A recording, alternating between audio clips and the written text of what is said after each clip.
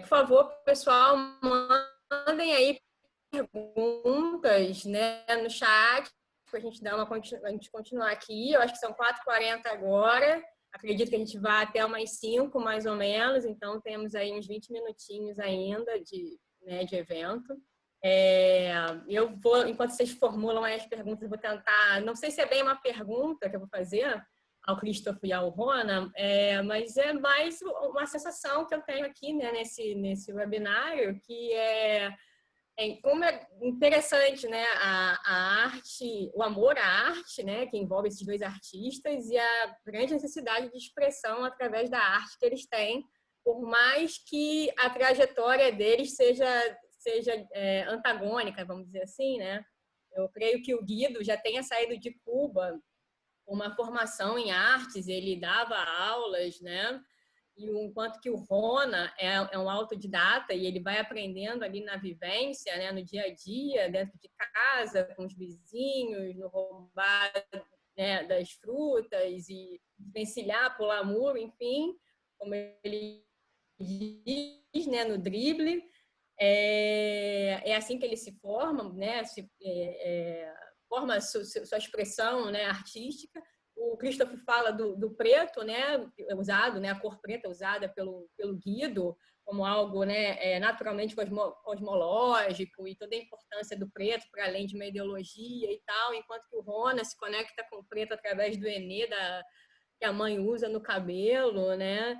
É, eu acho que tem esses paradoxos assim muito gritantes né, muito interessantes, e que eu assim até vejo semelhança entre o trabalho do Guido e o trabalho do Rona, por mais que estejam de fato diferentes e de períodos diferentes, mas eu acho que essa maneira que ambos têm de precisar se expressar através da arte e o amor que tem pela arte, a maneira como vem a vida, e enfim,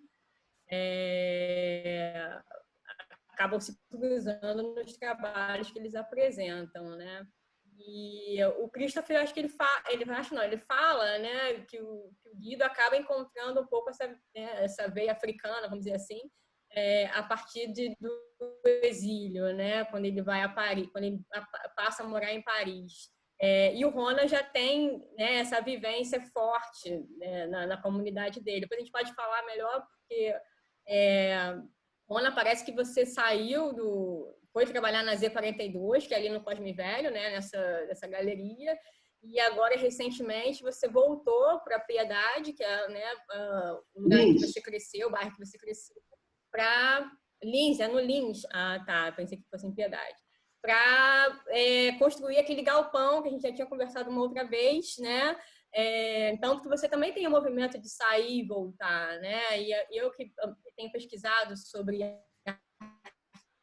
artistas negros suburbanos aqui no Rio, eu encontro muito essa fala, né, das fotógrafas dizerem para mim que a partir do momento que elas saem eu trabalho com mulheres aqui da Zona Norte do Rio, Zona Oeste, elas dizem que a partir do momento que elas saem, né, dos seus ambientes em que elas cresceram, né, e vêm para cá para o centro, e esse movimento as ajuda a entender quem elas são, de onde elas vieram, o que as orienta, e também traz um outro olhar nesse retorno que elas muitas vezes fazem também para esses seus territórios, né?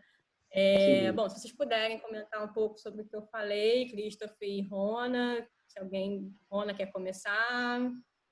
Christoph, agora acho que o Christoph poderia falar um pouco. Tudo bem, então vamos lá. Eu acho que são dois momentos muito distintos em termos históricos, em termos de território também. Não falei muito da formação do Guido, não? Poderia falar mais disso. Era autodidata, não? Totalmente. Começou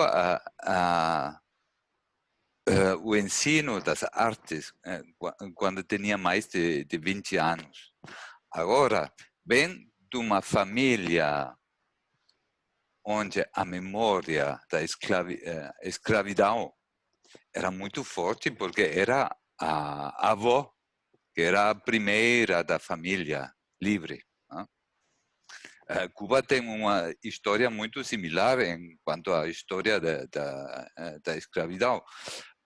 Agora, os padres do Guido eram artesanos. Ele fazia, não sei em português o centro. Tenho que buscar no dicionário.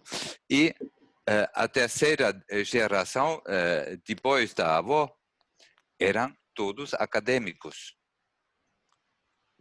Quer dizer que eles pensavam na possibilidade de integração na sociedade branca. Então, cortaram os laços não com a comunidade, porque existiam sociedades de socorro negra, onde os sinais eram muito ativos. Muito ativos. Mas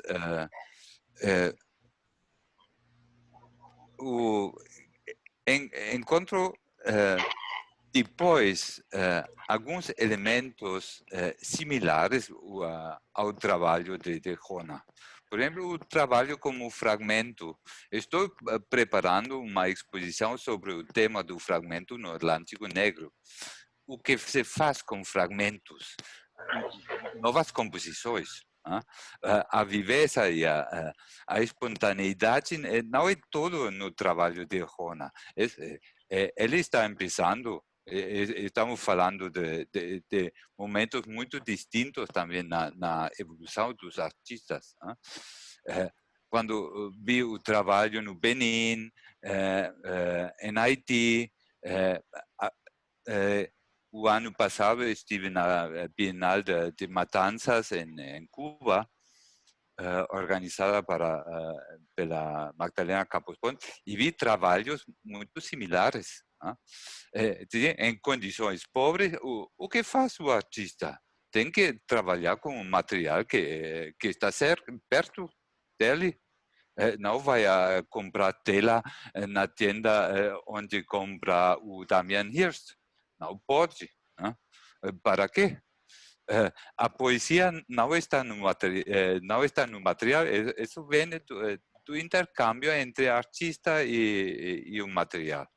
O artista lhe dá, como diz o Jona, a atenção é a primeira virtude do artista. Encontro. E isso, aí, artistas em situações marginais, no fundo, são privilegiados.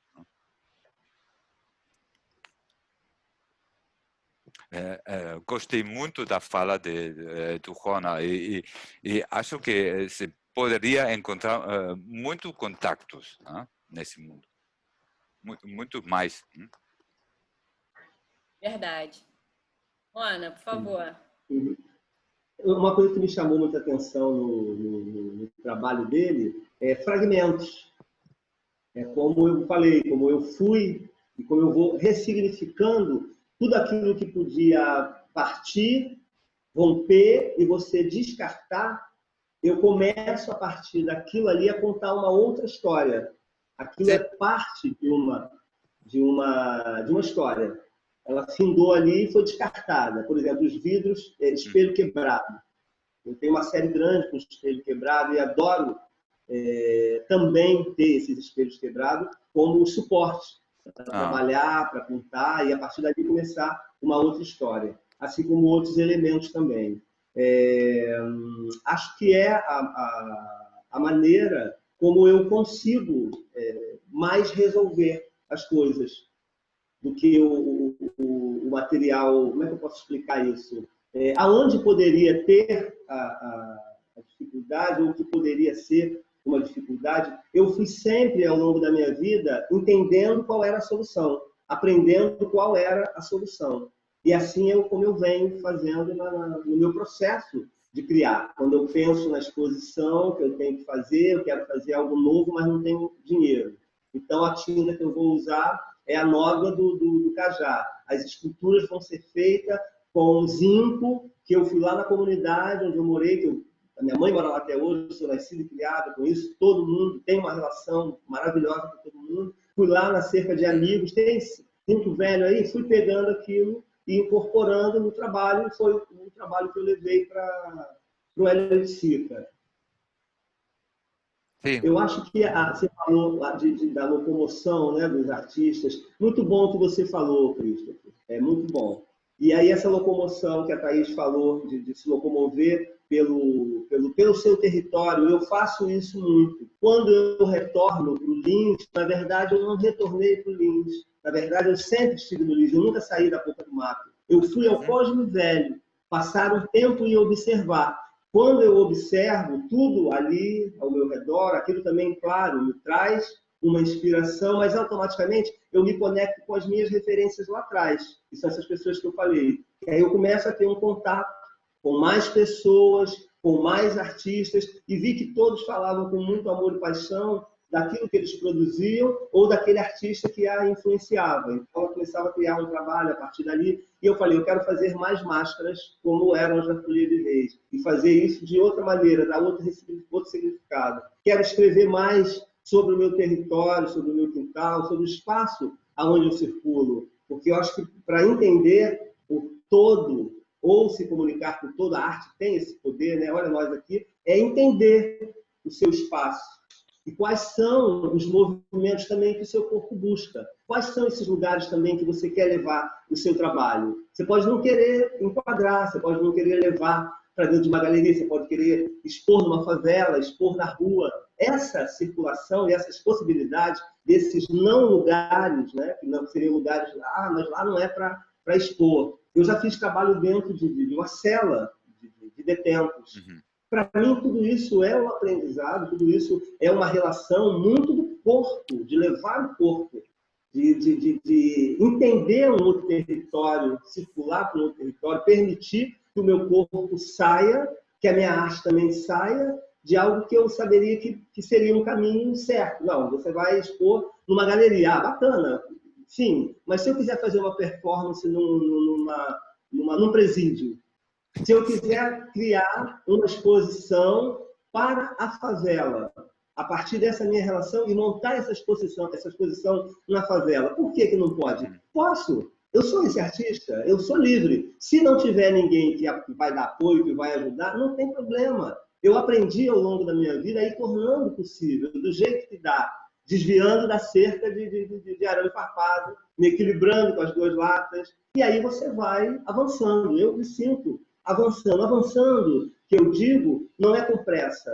no compasso, caminhando, entendendo esse caminho, observando o caminho, porque se eu precisar voltar, eu sei contar a história toda. Não, eu vim daqui, comecei assim, usava isso, usava aquilo, eu não me perco desses elementos, eu só vou ressignificando.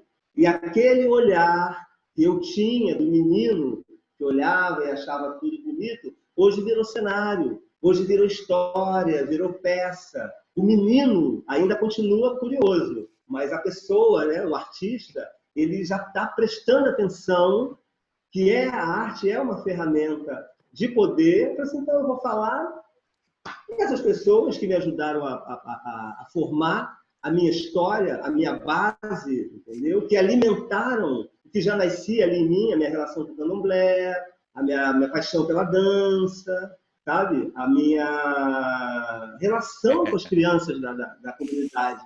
Eu tenho um projeto que eu volto, você vem na comunidade e a gente brinca, faz oficina de pintura, leva as crianças para teatro. Todo mundo, 20 crianças no ônibus, vão embora ver peça infantil e leva eles para teatro. Continuo fazendo esse movimento de circular, entendeu? E falando com a criançada. Criançada, vem porque é bom, amplia o nosso pensamento, faz a gente raciocinar, conecta, nos educa, mas nos educa no sentido não de você tem que ser assim, nos educa na liberdade, né? A arte você tem eu sinto isso, de escrever e de conduzir a minha peça. Ah, então estou escrevendo uma peça, gostaram da peça? Então vou escrever uma peça falando sobre o genocídio. Vou escrever uma outra peça agora para crianças. Escrevi uma agora recentemente, falando da importância de se ouvir o mais velho. Entendeu? quando eu vejo o trabalho do artista que você está apresentando, é isso, é ouvir o mais velho, é entender o trabalho dele, o caminho dele e a trajetória, e você se identificar, você é um caminho muito parecido, entendeu? A gente buscou, né? Tivemos caminhos diferentes. Caminho é importante. O álbum não é importante, tanto, mas temos que seguir conversando, mas o público deve ter pergunta, comentário também, não? Sim. Fantástico, vamos seguir intercambiando. Se deixar, eu falo. Sim, fantástico. Ótimo, maravilha.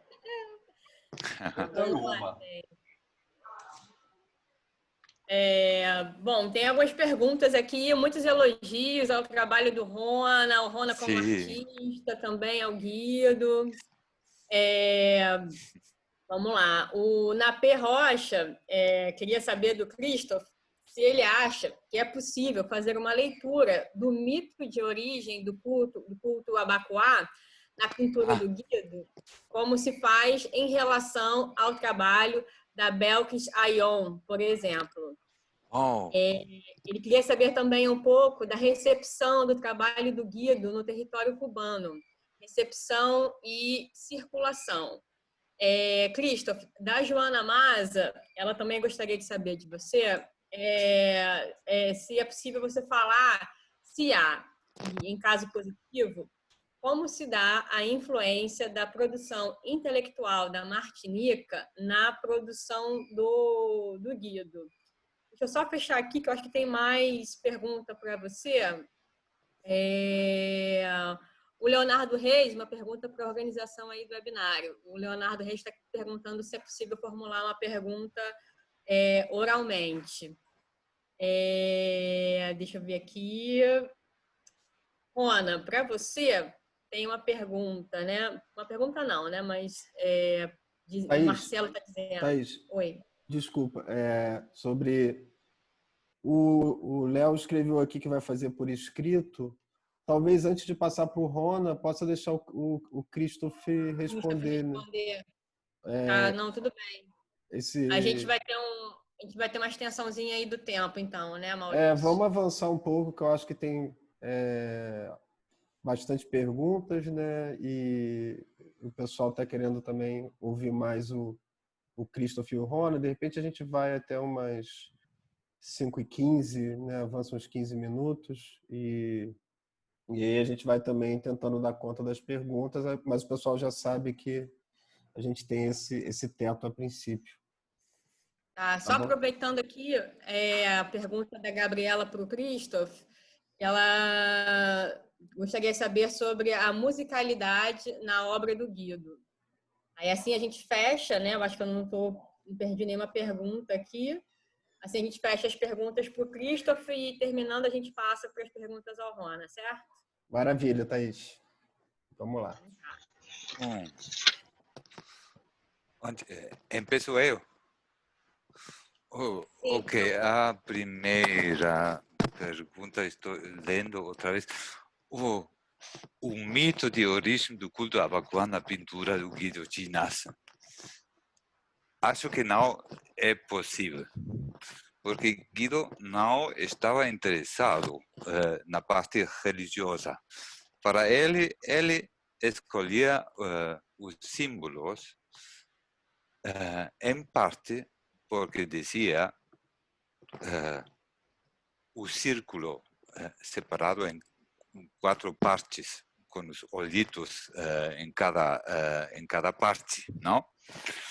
Isso se encontra logo no Congo, na santeria também existe, no Vodou, não é somente patrimônio do culto Abacuá. Não?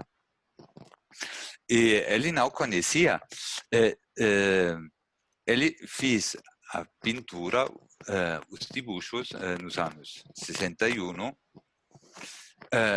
sabia que Abacuá veio do Nigéria, então os nigerianos eram considerados os mais intelectuais, os mais inteligentes. Eram preconceitos, não importa. Ele jogava com esses preconceitos, utilizava, e eram os mais temidos também. Estavam involucrados em muitas peleas no princípio do século XX, e nos estudos da criminalidade negra em Cuba, que fez o Fernando Ortiz, se citava todo o tempo os Abacuá. Então, eram temidos pela força que representavam, e ele utilizava isso também, esse mito. O mito da origem da criação do mundo não conhecia. Seguro que não. Nos anos 70, ele comprou o livro da Lídia Cabrera sobre os dibuixos Abacuá. E ali encontrou informação sobre o valor simbólico. Mas o que mostrei eu, tenho uma pequena coleção de papéis dele sobre Abacuá, que ele copiou. Não, seria interessantíssimo, mas eu não posso ir a Cuba a ver no Instituto de Estudos Afro-Cubanos se seus dibuixos estão ali. Seria um trabalho interessantíssimo, porque devia servir a base de uma coleção do Instituto para pesquisa, e para, talvez, um museu. Mas o governo revolucionário transformou a cultura afro-cubana em folclore. Reduziu muito, e em 60, 61, fecharam as sociedades de mútua ajuda em Cuba, porque se considerava que o racismo havia terminado e o contrário se produziu. Então, em Belkis Ayon é muito mais fácil, mas ela produz uma leitura feminista, porque vocês sabem, talvez, que uma mulher divulgou o segredo da criação do mundo. Então, foi sacrificada, então, e é uma sociedade masculina, secreta, exclusivamente. E a pessoa central é uma mulher, que é culpável da divulgação do centro do rito Abacuá. Agora, interessantemente, Abacuá, vocês sabem que existem estudos sobre essa sociedade que admitiu muitos brancos na zona do Calabar, participantes do tráfico de escravos, desde o século XVIII, mais ou menos. Existem muitos estudos, muitos não, mas existem estudos nigerianos sobre esse tema. Qual era outra questão?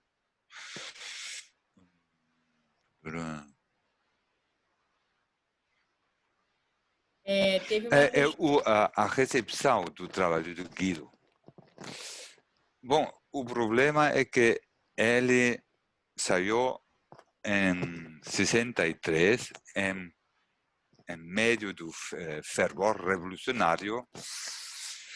Então entrou na oposição, no exílio, e lo associaram com o exílio reaccionário, não? Burguês. Não? Como ele era anarquista e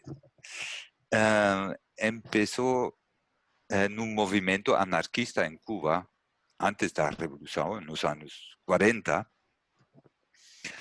Então, nesse grupo, nesse movimento, os primeiros críticos de seu trabalho eram anarquistas. E os anarquistas defendem a liberdade de expressão artística. Não conhecem credo de que tipo de arte tem que fazer. O artista tem toda a liberdade. E Guido conhecia toda essa história. E os primeiros teóricos da Revolução são todos marxistas formados na União Soviética, que prevêem o realismo socialista, de fato, para Cuba. Não? Então, nos primeiros anos, é toda uma pelea, uma lida em Cuba, e Guido tinha que sair. Então, a situação é que ele está associado com os 11, expressionismo abstrato, e aí não se fala de color de pele, de sua afrocubania. E a outra parte apenas não se conhece. Praticamente não tem trabalho no Museu Nacional, aunque esté reconhecido como pintor histórico de Cuba do século XX. Não? Agora, a minha pelea, a anedota de Nova York era interessantíssima para mim, porque essa gente não conhecia o trabalho posterior, também não. E hubo tanta resistencia para reconocer que es un pintor afro-cubano. Para mí era increíble. Y ellos casi me asaltaron diciendo, ese pequeño alemán que quiere darnos a lição sobre nuestro compatriota que conocemos todos. Ahora, su público era branco casi todo. A gente que iba ao museu era branca, não? E ele não, jamais falava de problemas de racismo que tinha nos anos 50, mas um colega dele, do mesmo grupo, fez uma caricatura dele como mono. Era mono, como se diz em português? Ape. No, a caricatura típica do africano, não? E bueno, não sabem o que significa mono. Estou falando em portunhol.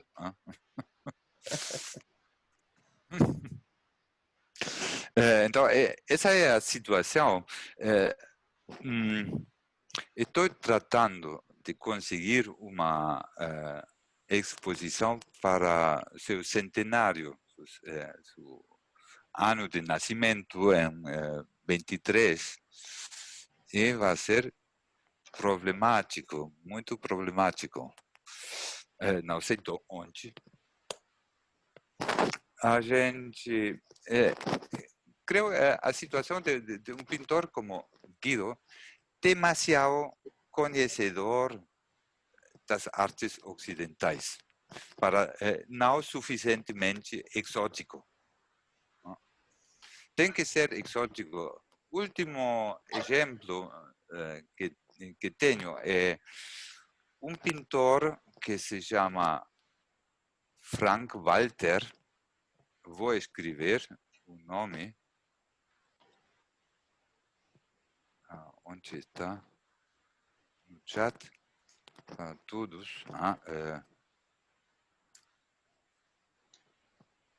Alguém conhece? Pintor de uma isla que se chama Antigua, filho de um proprietário branco, de uma preta, dirigente de uma plantação de açúcar, se vai à Europa, onde começa a pintar, ele, mas como dirigiu essa plantação durante vários anos, então vai à Europa para estudar mais matemática, etc.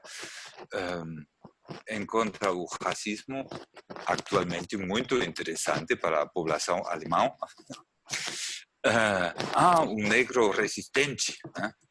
Isso é a coisa que estão buscando depois da morte de George Floyd. Né? Exótico, autodidacta, buscando a sua identidade, que mais? Medio louco, com alucinações. Então, é a descoberta ideal para os museus ocidentais, atualmente. Né? Então, o negro não tem direito de ser primitivista, tem que ser primitivo. E isso é o que sigue funcionando atualmente. Né? E aquilo é muito complicado hacerlo entrar em uma história global que deve admitir que existem também pintores negros. E não somente milagros como Basquiat, incluso um pintor como o cubano, como se chama? Wilfredo Lam, né? O pintor que abre os caminhos a todos os artistas do terceiro mundo. Em Paris não podia viver sem a proteção dos surrealistas. Por si solo não podia ter êxito, necessitava a proteção do surrealismo, que o surrealismo estava em busca do exotismo. Não? E para mim, teste seria lograr colocar a Guido numa história comum da história de arte. Não? Então, nem sequer não temos história das artes visuais do Atlântico Negro. Não temos. Não? Nós não conhecemos os critérios com que fazer essa história. Tivemos intentos em Rio, Roberto Conduro participou nisso, uma visão do sul global sobre a história de arte. Isto é uma peça monumental. Poderíamos tentar com entidades mais pequenas, talvez. Como ver, eu, na figuração do Rona, veo muitas relações com pintura no Benin, com pintura, o Mendive, conheces? Não? Não? Conheces Mendive? Manuel Mendive? Conheces? Te escrevo o nome. Seria, ele não conhece, mas a correspondência está. É interessantíssimo, não? Não temos uma história basada em critérios formais tampouco. Não temos. Temos como parâmetros a resistência, identidade, comunidade. Onde está o indivíduo? Onde está a relação entre indivíduo e comunidade? No caso do Rona, um momento dado, se vai a plantear a pergunta como se relaciona com a comunidade. Até agora, tudo muito bonito, muito harmonioso, é fantástico. Se vejo o problema, por exemplo, nos Estados Unidos, a imposição dos teóricos negros aos artistas negros de estar ao serviço da comunidade. Eles definiam em que consiste o serviço. Não? Os artistas não tinham essa liberdade de dizer. Agora, isso considero, isso poderia ser interessante para a comunidade, não? Proibição da abstração. Por exemplo, não? É dizer, precisamos de critérios para poder reunir o Atlântico Negro. Nos Estados Unidos, em Harvard, estão criando um instituto de estudos afro-latinos. O que sucede? Vão fazer uma história à parte para os Estados Unidos e o resto da América Latina, todo a mesma coisa. E os afro-colombianos, os caribenhos, todos no mesmo saco. Não se pode. É impossível. Se se integra aos Estados Unidos, então eu estaria de acordo. Não? Mas precisamos de mais que somente lemas ideológicos. Partir mais dos artistas, da experiência dos artistas e dos experimentos que fazem os artistas. A história de arte está unificando e normalizando certo tipo de trabalho. Por exemplo, que eu presente matrizes da obra, da gravura, aí entramos no ateliê do artista. E lembro que, por exemplo, collage está excluído de qualquer história de arte latino-americana. A maioria dos artistas que eu conheço, latino-americanos, jamais expuseram collage. As collagens ficaram nos ateliês, porque o público não queria. É demasiado complicado um collage. Para o público não se sabe se são duas, três imagens em uma, não se sabe que matéria-prima predomina, é uma mescolança muito difícil de leitura para o público. Para o público acadêmico, sobretudo. O público acadêmico provincial.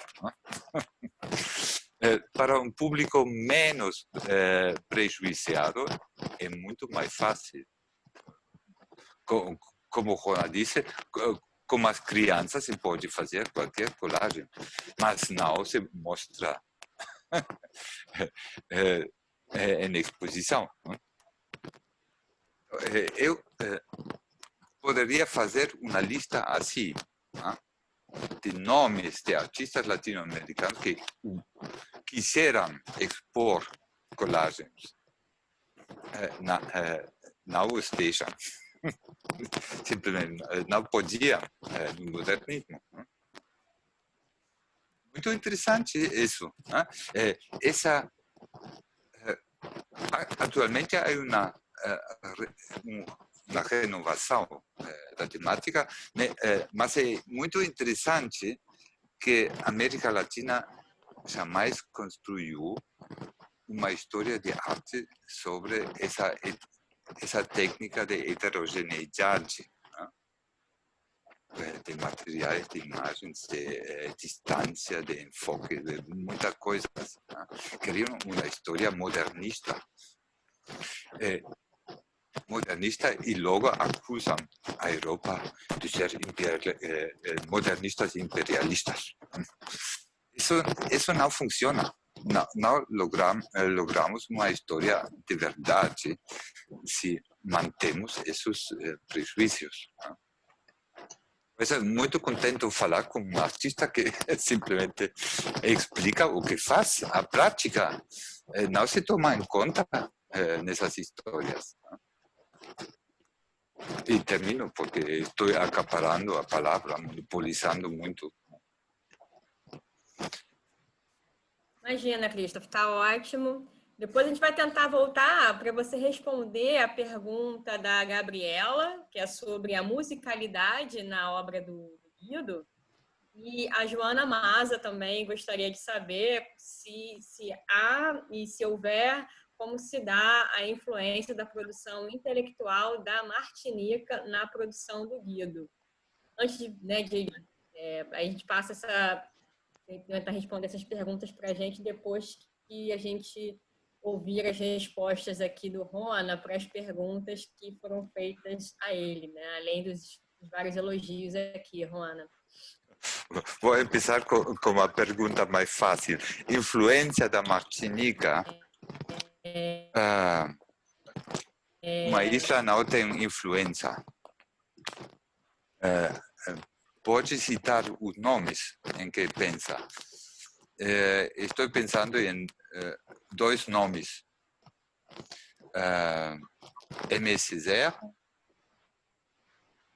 o poeta da negritude, ou Clisson, Edouard Clisson, o poeta da criolização, que intervém mais tarde.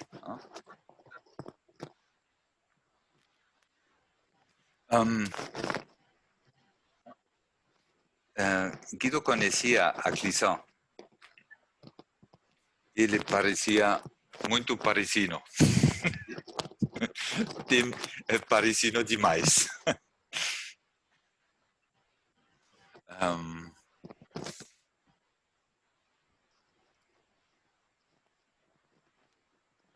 Aimé Césaire era companheiro de Senghor, e esse movimento lhe interessava mais, muito mais. Em seus carnets encontrei citações de Senghor, muito polêmica. Senghor escreveu num momento que a razão é helênica, grega, e a emoção é africana. Por suposto, empieza a pelear, não? Para mim, não, isso significava que África não se define por intelecto. E que Senghor admitiera isso, merecia pelo menos um debate para Guido. Que negar a intelectualidade africana era muito forte. Agora, a criolização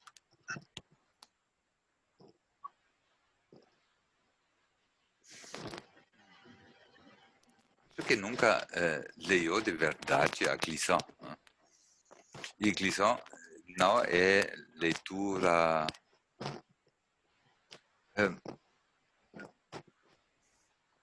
como dizer, teóricos desse tipo não lhe interessavam em verdade. Ele leia muito sobre história de arte, leia todos os clássicos de romances europeus, americanos, latino-americanos, etc. Fiz um livro com Lezama Lima, poemas dele, de Lezama, e logo alguns gravados, gravuras de Guido. Fiz livro com Cortázar, com Michel Vitor, mas o mundo da intelectualidade não leia filosofia, por exemplo. Não era seu tema. A Martinica, ele nunca viajou a islas diferentes de Cuba. Não sei se pode estar contenta com a resposta. E sobre a musicalidade na obra do Guido, Cristo? Sim, agora a música é uma pergunta muito difícil de contestar, não? Que parâmetro temos para arte invisível, não? De movimento, não? Como aplicar musicalidade? Como falar é uma metáfora mais bem, não? Agora temos definições para a rítmica. Por supuesto, en cadencia encontramos también conceptos como armonía, etcétera, que utilizo, pero son metáforas en ese caso, ¿no? En ritmo podemos decir distancia entre dos puntos que se repite varias veces en una superficie determinada y opongo a esa unas barritas diferentes, de largo diferente, a distancia diferente, obtengo otro. Ahí se utiliza comúnmente una noción como ritmo. Gosto muito da pronunciação brasileira, ritmo, que é muito rítmica.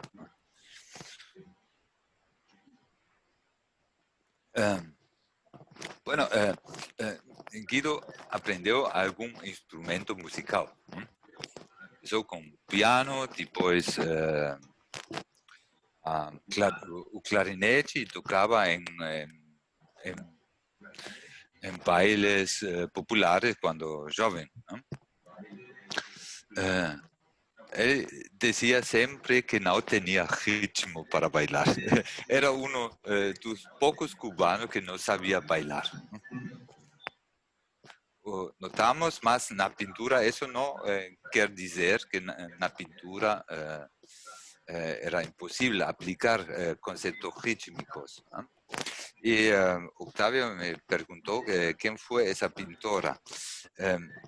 En Francia existe toda una línea de pensamiento que el ritmo funda a imagen. Eso viene de un poeta teórico que Paul Valéry, y que luego Aurélie Moore, una artista de abstracción geométrica, não sei se conhecia a definição de Paul Valéry. Em todo caso, ela tem todo um período dizendo que o ritmo está na base de sua produção visual. Ela fez uma viagem a Haiti nos anos 50. Pode que tem que ver, não sei exatamente. Mas produziu um livro interessante. Musicalidade, eu mesmo toco também piano e acho que tenho eu mesmo uma forma de pensar em termos musicais. É uma apreciação, não sou bom músico, mas acho que penso um pouco em relações de superposição, de alternância de vozes, de várias vozes ao mesmo tempo, de forma coral. E isso se nota na pintura de Guido, que ele escutava muito jazz, muita música latina, muita música clássica, todo o tempo quando trabalhava. Isso entra na maneira de trabalhar. A improvisação é fundamental no seu trabalho. Isso seria um critério interessante também para analisar.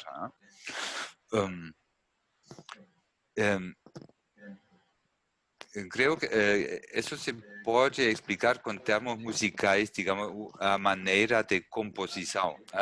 O término é o mesmo, composição, que se aplica à pintura, a artes visuais e a música, não? composição, variação, é um conceito que tratei de mostrar na série de gravuras.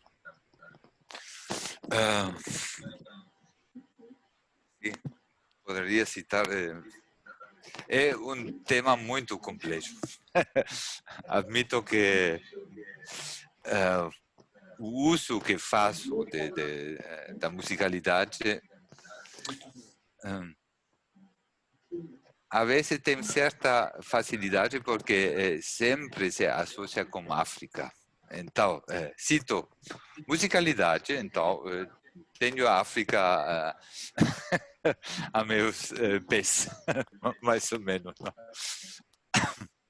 Verdade. Mas o interessante me parece, se analiso música salsa, conheço melhor música salsa, música do Caribe, que o samba. A intercalação e a diferenciação de vozes que se sobrepõem, a não diferenciação entre instrumentos da música, de melodia e de percussão. Essas noções são muito interessantes nos desplazamentos de pedaços nas madeiras de Guido, por exemplo. Acho que encontro ecos, pelo menos, digamos, ressonâncias, similitudes. ¿No? Y entonces se convierte en una forma de metáfora ao final. Ok. Ótimo. Obrigada, Christoph. Vamos lá, Rona. Perguntas feitas a você. Deixa eu pegar aqui. Bom, o Marcelo te pergunta como é para você, essa criança sonhadora e imaginativa, encontrar a dureza e a violência? Como esse corpo reage na criação? Como foi descer nesse abismo para criar desertos de Laíde? O Mário Vasconcelos diz, que maravilha, Rona, me fez lembrar do meu avô que me rezava. Lembro que era sempre ao pôr do sol com uma folha específica, vela acesa e copo com água. Para mim, esses momentos foram muito marcantes. Ele compreende essas memórias das mulheres da sua vida, que marcam e ficou muito presente na sua fala. Ele pergunta qual é a relação e a memória afetiva paterna, como colaborou e se colaborou para o homem preto que você é hoje. A Gabriela também gostaria de saber sobre as sensações na produção de imagens e na ação performativa. Se elas orientam ou mudam os roteiros ou os propósitos idealizados. O Bernardo quer saber se você pode falar da diferença entre a maneira poética que você aborda a violência diária das comunidades, como, por exemplo, em Primos, em contraponto com a visão do asfalto, capa de jornal, que vende bem, e o filme Tropa de Elite, por exemplo. O Paulino Costa te dá parabéns, né? Diz que é muito interessante o trabalho, descrevendo o que é observado na sua vivência no decorrer da sua vida. Fechando aqui, tem o Leonardo Reis, que acaba fazendo uma pergunta para os dois. Esse tempo o Christoph complementa, mas ele diz, sabendo as distâncias entre Rona e Guido, gostaria de saber sobre uma certa aproximação em relação à questão da identidade. Parece haver em ambos uma relação corporal que se recusa a um filtro, ainda que seja vinculado à ancestralidade. Penso nisso a partir da fala do Guido, que o Christoph reproduziu, falando sobre o desenho espontâneo. Se vocês poderiam falar sobre isso. Contigo, Rona. Bom, eu não consegui anotar aqui tudo das perguntas, estou aqui correndo, mas o primeiro... Qualquer coisa eu recapitulo aqui com você. É como essa... Oi? Muita coisa mesmo, né? Mas qualquer coisa eu recapitulo aqui contigo. Tá. Bom, a primeira é sobre essa relação com a criança, como é que eu mantenho, né? Isso, ele, na verdade, ele fala, né, como é para você essa criança sonhadora e imaginativa encontrar a dureza e a violência, e como esse corpo reage na criação, como conhecer esse abismo para criar desertos de Laíde. Eu acho que a minha criação, a maneira como eu reajo, ela é essa resposta. Eu procuro trazer aquele olhar atento ainda da criança. A criança que eu trago, na verdade, não sou eu que trago, é a criança que eu quero despertar nessas crianças na comunidade. Quando eu levo um trabalho de uma oficina, né, de pintura ou de desenho, de trabalho com massas, na verdade, eu nunca me desliguei. Tudo isso, claro, deixou marcas assim muito fortes, porque é um rompimento que aconteceu na infância, entendeu? Mas eu precisava andar para frente, eu precisava continuar tocando as coisas, assim como todos os meus parentes, minhas tias e tudo mais. Eu tive, acho que tenho na arte, uma forma de dialogar. Através dela, poder falar sobre vários assuntos, inclusive trazer de uma maneira teatral, que aí tem uma luz, que traz uma atmosfera, um cenário, um figurino, mas algo que é muito duro, que a gente ainda vê, que a gente ainda ouve, né? Na TV a gente vê isso quase que sempre. Então, eu acho que através da arte eu procuro dar essa amenizada, entendeu? Para poder abordar esses assuntos com a maneira que eu sei fazer, que eu sei falar, que eu sei expressar, que é através da arte. Eu também nunca soube falar isso de outra maneira, entendeu? Que não fosse fazendo arte. Um trabalho que trouxesse essa imagem, um desenho que trouxesse imagem, ou algo no corpo, que representa, enquanto performance, que representasse essa violência.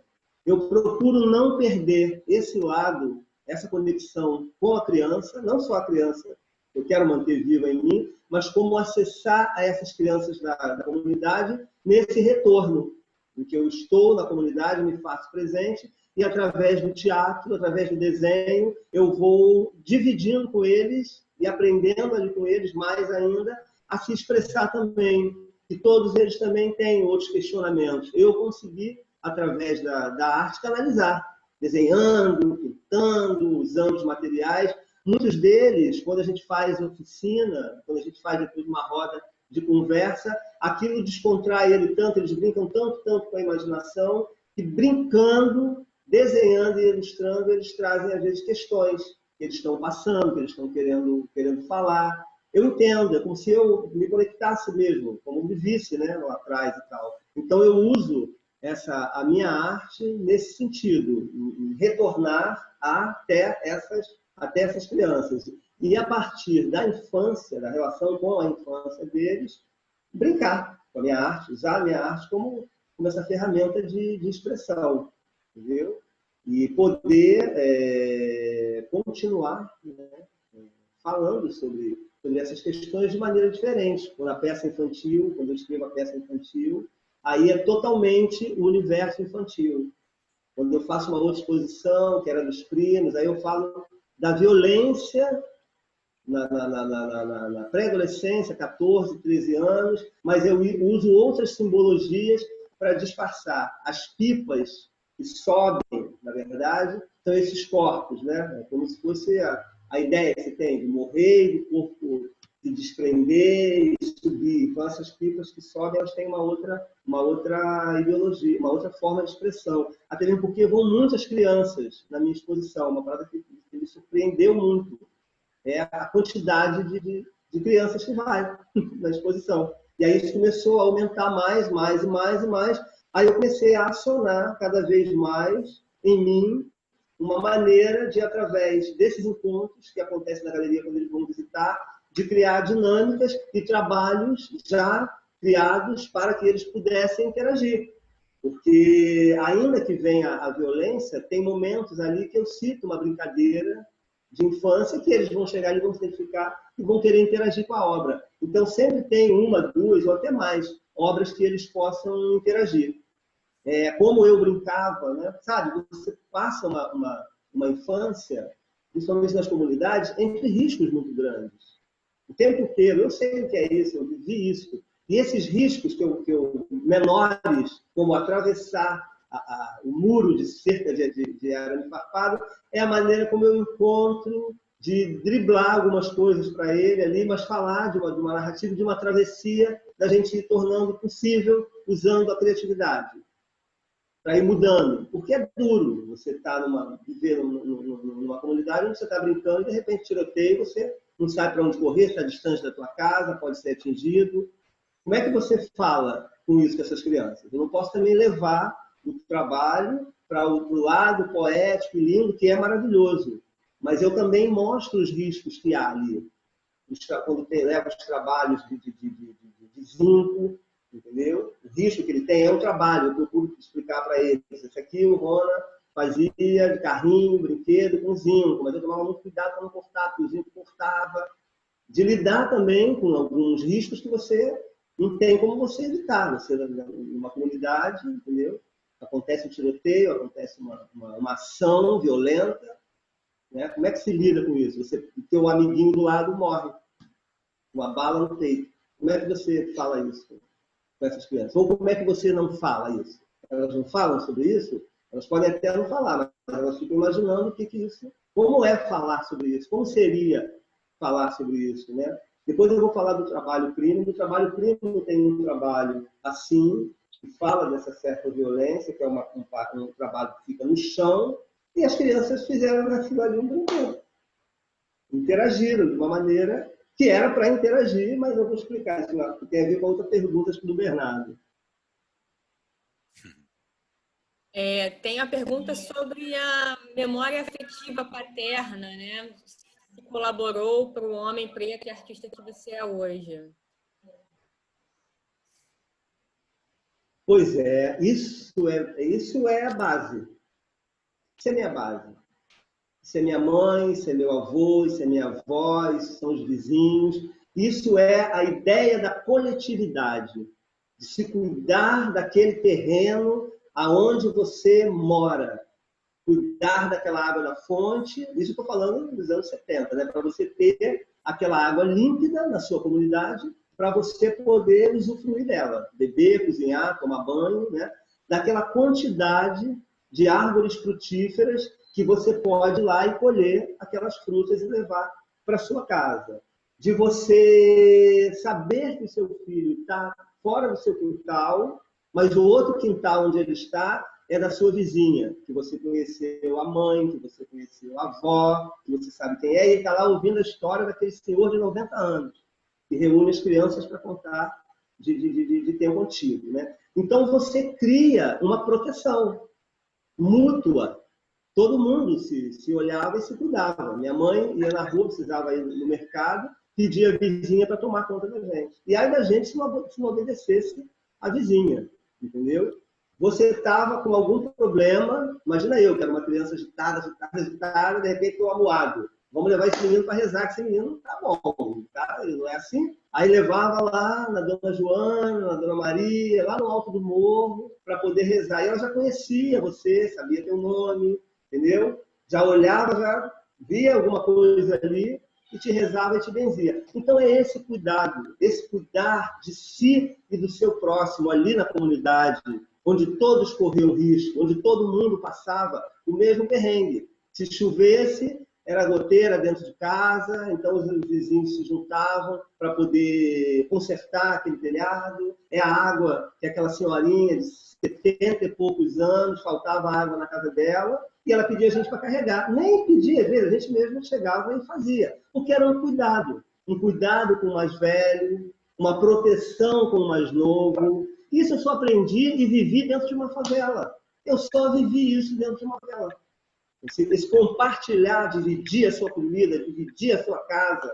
A gente custou a ter televisão em casa. Quando nós fomos ter televisão, a televisão preto e branco, a gente botava um papel colorido para dar a ideia de que era colorido. Um papel uma coisa, um filtro lá, com 3 cores, né?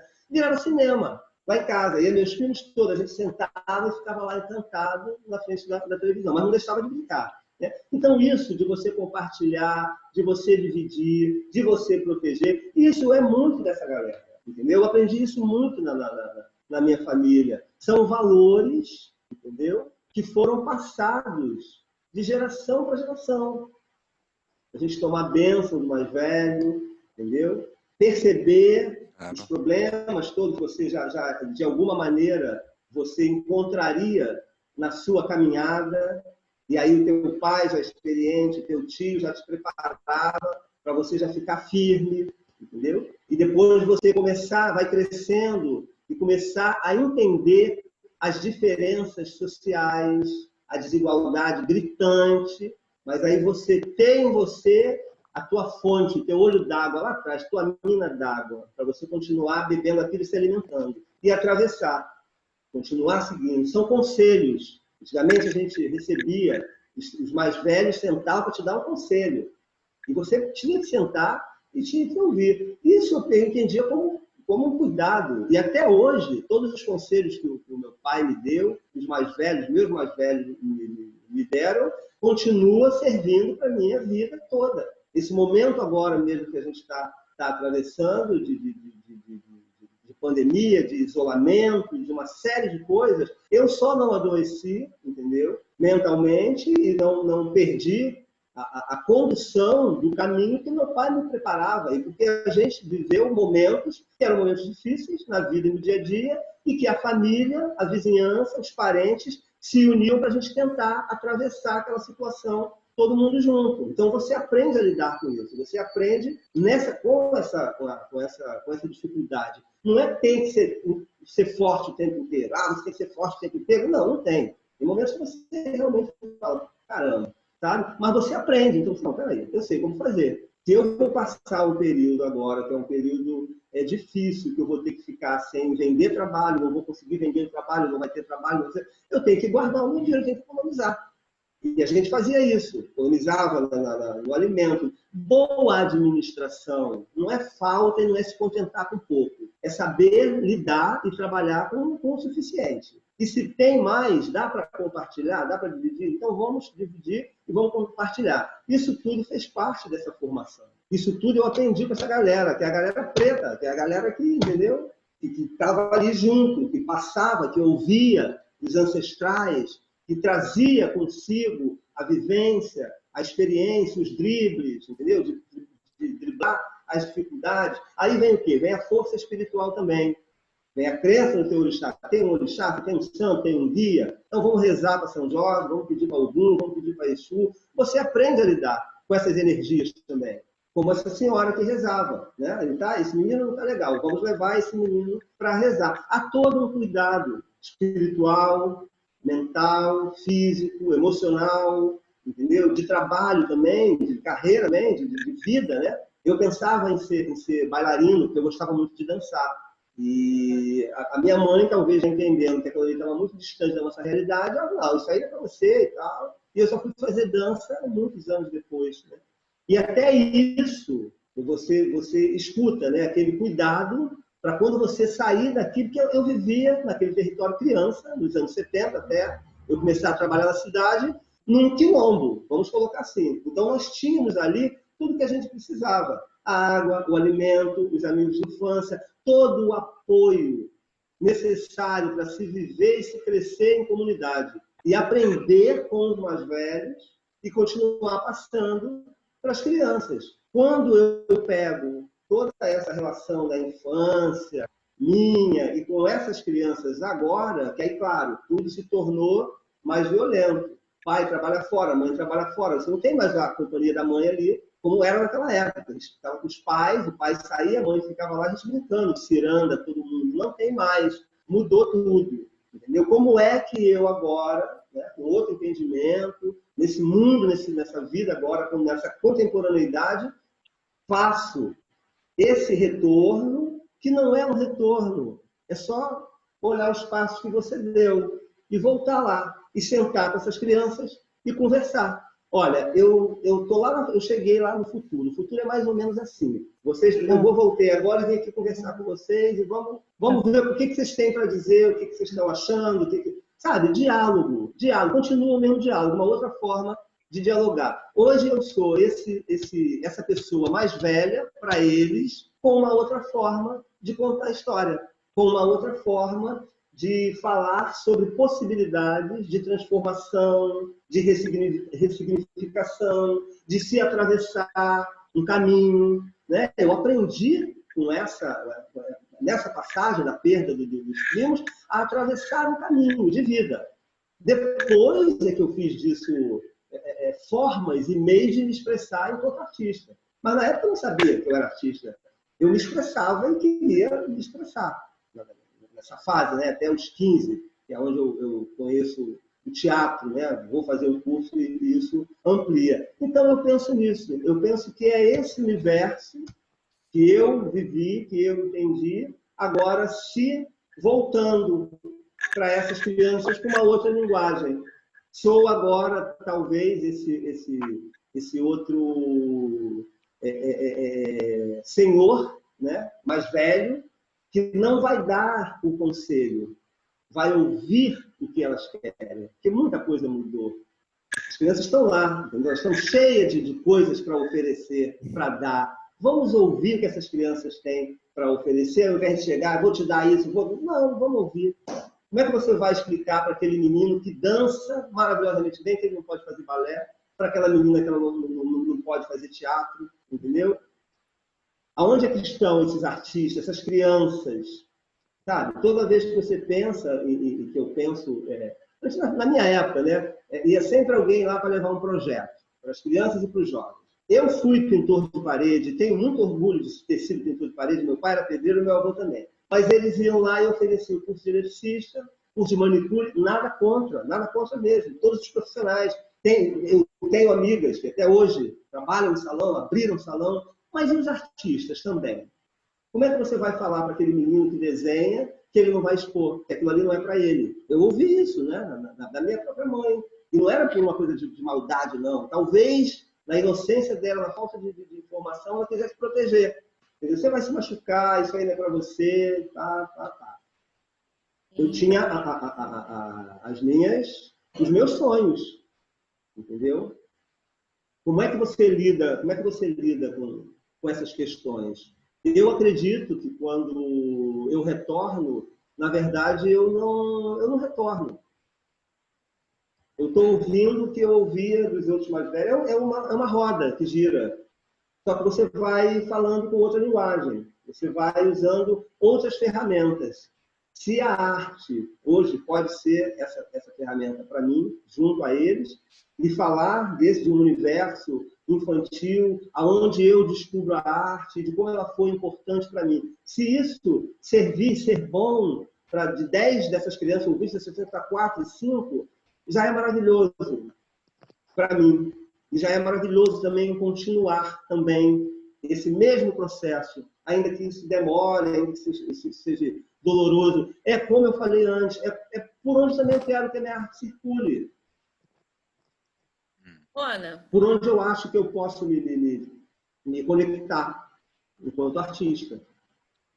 Porque falar também de um monte de vivências que eu tive, entendeu? E isso não for atingir a quem vai entender, para falar com uma outra pessoa que entende, ou que estudou muito sobre arte e tal, bacana, é mais um diálogo. Mas falar isso para eles é outro atravessamento. Sim, sim. Claro. Para eles e para mim. Para todos, né? Até para quem está de fora. Para todos. Não, muito recorrente. Você falando aí, eu passei, acredito que muitos aqui tenham passado por situações muito semelhantes. A gente está com pouquíssimo tempo, acho que a gente vai fechar às 6, para mim aqui são 53. Ainda tem uma pergunta da Gabriela, que ela gostaria de saber de você, sobre as sensações na produção de imagens e na ação performativa. Elas orientam ou mudam os roteiros e os propósitos idealizados? E aí eu acho que a gente pode fechar com uma pergunta que vai tanto para o Rona quanto para o Christoph, que é a do Leonardo Reis. Ele diz, sabendo as distâncias entre Rona e Guido, gostaria de saber sobre uma certa aproximação em relação à questão da identidade. Parece haver em ambos uma relação corporal que recusa o filtro. ainda que esteja vinculado à ancestralidade. Penso nisso a partir da fala do Guido, que o Christopher reproduziu, falando sobre o desenho espontâneo. Que vocês poderiam falar sobre isso. Então, a gente, respondendo a Gabriela, que faz uma pergunta direta a você, eu acho que se a gente pode fechar com essa resposta ao Leonardo, tanto o Christopher quanto o Rona, mais breve que vocês puderem, para a gente poder tentar manter as 6, o mais próximo das 6. Obrigada, gente. Gabriela, respondendo a você, as sensações mudam o tempo inteiro. Geralmente, quando eu vou fazer um trabalho, eu aprendi muito no improviso. Então, assim, eu não tenho muita elaboração. Eu penso, hoje eu vou pintar a tela. Eu acordo para a arte. Eu acordo para a arte. Né? Vou totalmente para a arte. E aí eu vou para uma tela e começo a desenhar.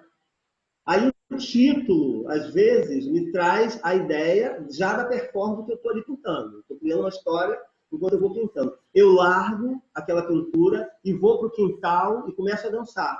Começo a ocupar o espaço e entender essa performance. Aí volto para a tela, começo a pintar.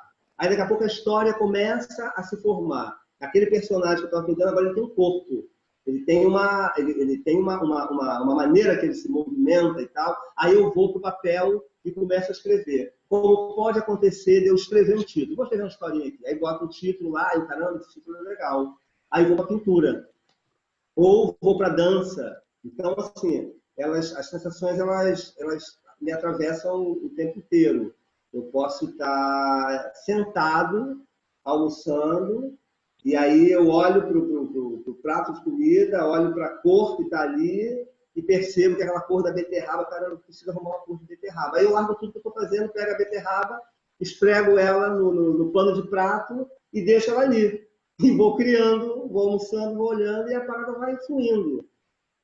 Então é muito de se jogar o corpo no espaço, no tempo e ver o que vai dar. E deixar vir.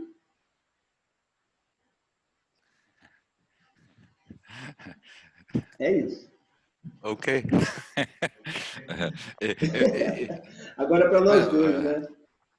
Eu não posso falar em nome de Guido, porque o processo da criação, a revolução não passa na televisão e a criação tampouco, também não.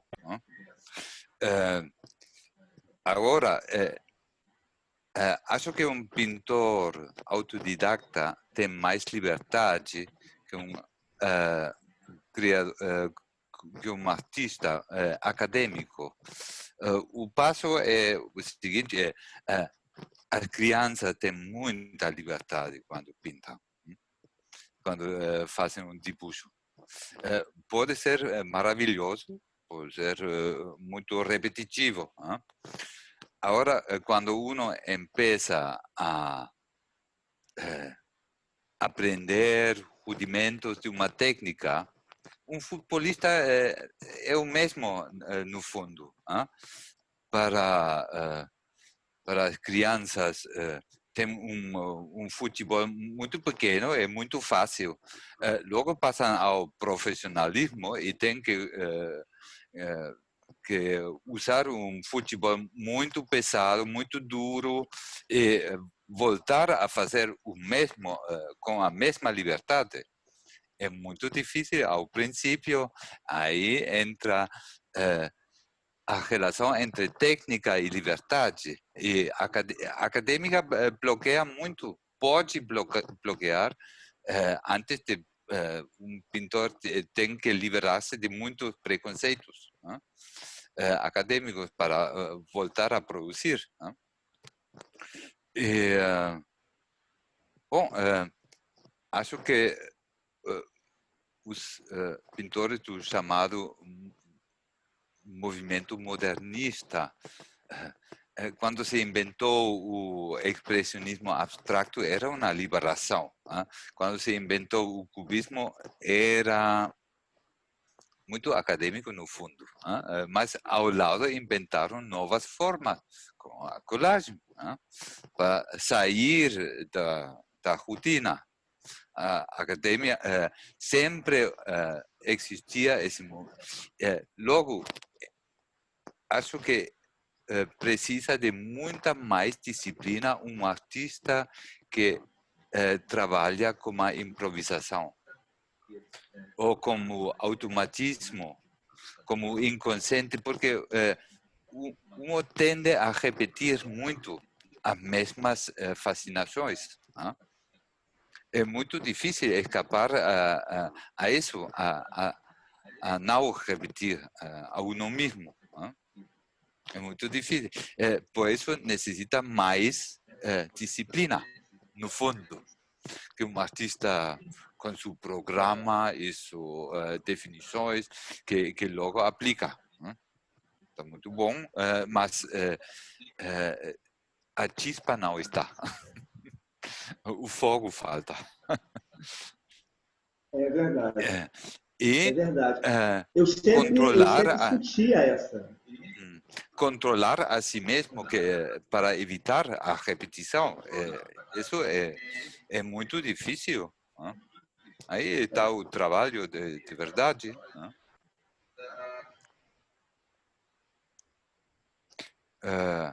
Agora, Guido dizia que ele passou do automatismo expressionista à expressão livre. Né? Onde está a diferença? Quem sabe? Né? Os artistas não dão definição. Está bom? Então, nós temos muita liberdade para interpretar as palavras do artista. Eu acho, você falou uma coisa assim, a gente acaba tendo, sim, que produzir muito, né? E eu sempre, isso é uma coisa minha, né? Eu sempre tive a sensação de tudo que eu sentia que estava tentando me prender, eu escapulia. Eu escapulia.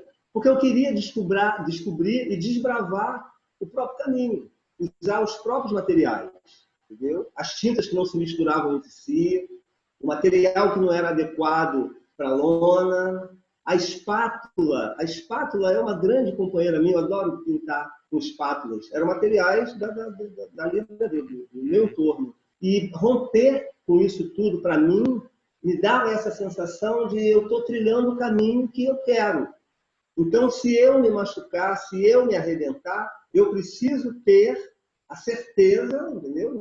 Dentro dessas minhas conclusões e buscas são minhas, de que, não, isso aqui realmente não deu certo. Ou então, eu me arrebentei, mas eu vou me arrebentar mais uma vez, porque eu sei que vai dar certo. E aí você tem a liberdade, que é essa liberdade que eu busco encontrar, que a gente não tem a liberdade, né? Eu acho que é por isso que a gente fica buscando tanto para encontrar. Porque, de toda forma, vão tentar te prender, te enquadrar, dizer que o teu trabalho é igual ao fulano, mandar você procurar. Procura as obras do fulano. Eu nunca procuro. Eu sempre vou seguindo o meu fluxo. E o meu próprio trabalho foi quem foi me trazendo pessoas, amigos, entendeu? Que entendia e via muito do meu trabalho. Quando eu vou te apresentar aqui um trabalho de um artista que fala sobre as mesmas coisas que você, talvez você não esteja sabendo, porque eu não fui essa pessoa de estudar. Se você for conversar comigo sobre movimentos, expressionismo, dadaísmo, vai dar zica. Eu não vou entender nada. Eu entendo da intuição, daquele momento ali. E, claro, eu não vim de um grupo de artistas. Eu fui buscando outros caminhos. A galera que eu me relaciono hoje, os amigos que eu me relaciono hoje, são uma galera bem mais jovem do que eu, desse tempo, que eles que se conectaram comigo. Eu ia continuar fazendo a minha arte. Independente de alguém ver e me chamar para uma exposição, como eu sempre fiz, como uma necessidade mesmo de expressão. Claro que eu estava com isso acumulando um monte de coisa, né? Porque eu acabo produzindo muito exatamente por isso. Eu acordo e eu falo assim, vamos abrir o fluxo. E deixa eu correr. E ali eu me relaciono com todos os materiais que eu acho que são interessantes. Né? Eu estou trabalhando com essa manta agora, manta prata, estou trabalhando com espelho, estou fazendo uns trabalhos com cartas, bordados sobre envelope de carta. É a maneira que eu encontro de me comunicar. A gente está falando tanto de comunicação, né? Então, hoje, todas as plataformas, Zoom, Trello, eu nunca usei nada disso, tudo para mim é novo. Zoom, Trello, essas coisas todas. E eu falei para a galera, eu adoro carta. Todos os textos que eu escrevo é tudo manual. Eu não digito nada. Então, é muito físico, é muito desse momento. Eu estou ali e resolvo dançar. Eu vou dançar. Agora tenho uma pergunta. Quando começa a autocrítica? Onde começa a autocrítica? Para mim, no trabalho? Sim, sim. Em nada. Nada. Em nada. Em nada. Eu sou em nada. Eu sou preto desde criança, sou viado desde criança, sou candomblessista desde criança, sou favelado desde criança. Resolvi tudo cedo, para não ter que ter essas paranoias. Eu faço o meu caminho, eu vou, eu sigo. Não pesa em nada. Imagina se eu vou me preocupar com isso, com um monte de outras coisas mais importantes. Uma pandemia, já perdi um monte de amigo. Na pandemia, vou perguntar quem gosta e quem não gosta. Eu estou falando da minha vida. Quando eu faço arte, eu estou falando de eu estou vivendo a vida que eu quero. Qualquer ponto que possa ser negativo para um e outro, mas se você não vende, você não... Eu trabalho. Eu também atuo como diretor de arte, como cenógrafo. Vou me virando e vou aprendendo, porque eu estou aprendendo. É sobre aprender, não é sobre chegar e não é sobre conquistar. Agora eu sou, agora eu estou. Eu não quero estar em lugar nenhum, eu quero estar continuando. Estar, para mim, é findar, é finalizar. Eu cheguei até aqui. Coitado de você, eu quero continuar andando. Então não pese nada. Marimoto. Vocês são testigos desse momento. Se eu fosse Essa declaração de fé. Lá na infância, se eu fosse preocupar com isso lá atrás, eu não tinha feito meu caminho. Eu ia deixar de caminhar, porque alguém que botou uma pedra no meu caminho. Pedra essa que eu posso pular. Cerca de arame farpado, eu levanto, passo por baixo sem arranhão, meu irmão. Entendeu? E é isso. É isso aí. Muito bom, muito bom. Maurício, quer fazer as... Sim, obrigado, Thaís. Bem, eu queria agradecer muito a todos vocês, ao Rona, ao Christopher, à Thaís, né, por terem nos proporcionado essa tarde, né, tão tarde para a gente aqui, né, Christopher? Bastante intensa e repleta de discussões super importantes que foram levantadas aqui. Acho que a gente vai sair daqui com muita coisa para pensar, né? A partir da trajetória do Rona e do Guido e de seus trabalhos, essa perspectiva que o Christopher colocou também, da possibilidade da gente começar a construir uma história da arte do Atlântico Negro, né, que não passe necessariamente por todas essas construções anteriores e por todas essas tentativas de definições que também, né, cristalizam a diversidade e a potência de todo essa arte que surge com a diáspora africana, né? E toda essa produção também de imagens afrodiaspóricas que a gente pode passar a reconhecer pela sua trajetória, pela trajetória dos artistas, pelos seus processos, e não a partir de categorias, né, pré-colocadas. Então, a gente organizou esse primeiro webinário, eu e o Edu, né? Eu vou passar para o Edu também para ele falar, mas eu queria agradecer muito também, né, os participantes, pesquisadores, né, estudantes de mestrado, doutorado e graduação que fazem parte do LAPA, o nosso grupo de pesquisa, o Laboratório de Artes e Políticas da Alteridade. Sem esse grupo, né, que trabalha dessa perspectiva que o Rona coloca também do coletivo, isso não seria possível. Então, eu só tenho a agradecer como professor e coordenador do LAPA por conta também dessa condição que eu ocupo, que me faz coordená-lo, mas é um grupo marcado por essa coletividade e que eu fico muito feliz de fazer parte, né? Então, eu queria também agradecer ao público. Foram quase 3 horas, né, de encontro e tivemos mais de 50 participantes, agora temos quase 30. mas a gente fica muito impactado e feliz, né, com essa participação toda no meio desse momento difícil que a gente está vivendo. E diante também dessas plataformas que a gente não domina, né? O Zoom também, para mim, é super novo. E a gente vai fazendo o que pode diante dele. Eu vou passar para o Edu, para ele fechar, e pedir também depois, eu vou botar aqui na galeria, para ver se a gente tira uma foto, né, um print da tela com todos nós que ficamos. Tá bom?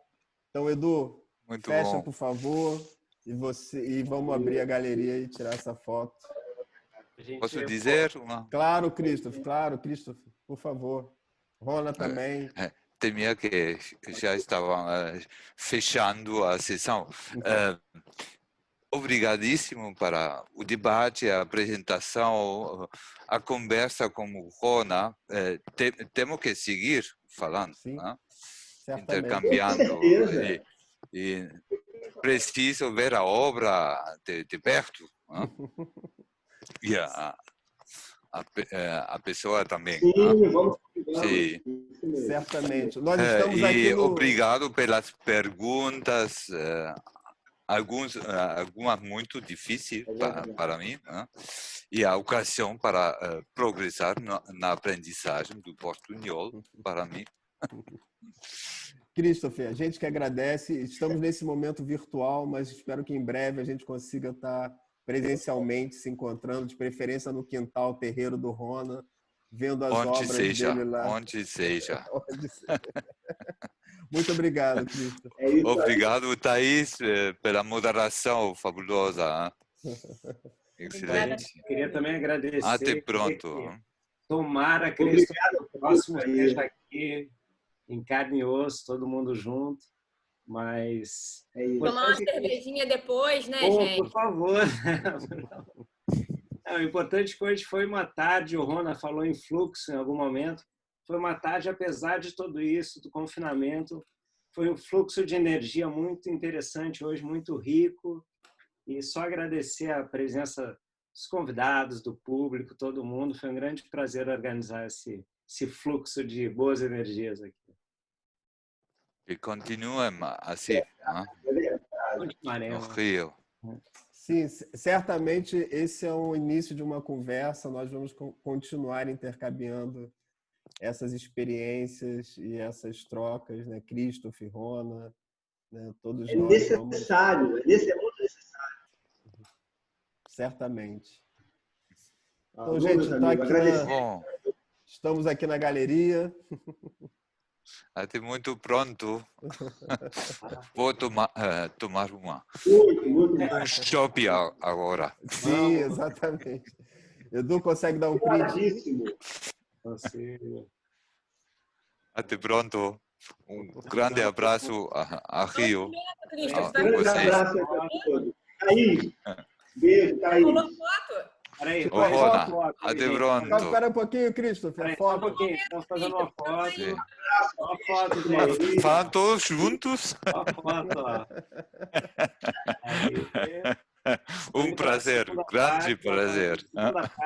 Foto aí, todo mundo. Gente, muito obrigado. Valeu, e gente. até a próxima. Até a próxima. Obrigado a todo mundo. Foi ótimo, Cristo. Rona, Thaís, Maurício, Edu, um prazer. Um grande prazer. Até pronto.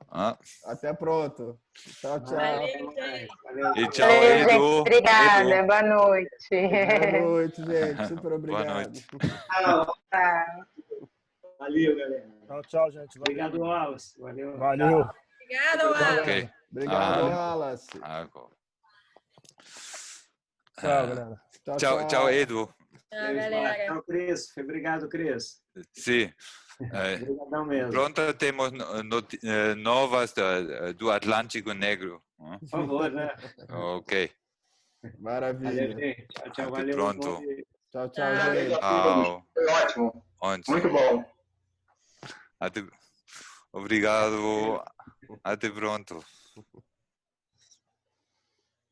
Tchau, tchau.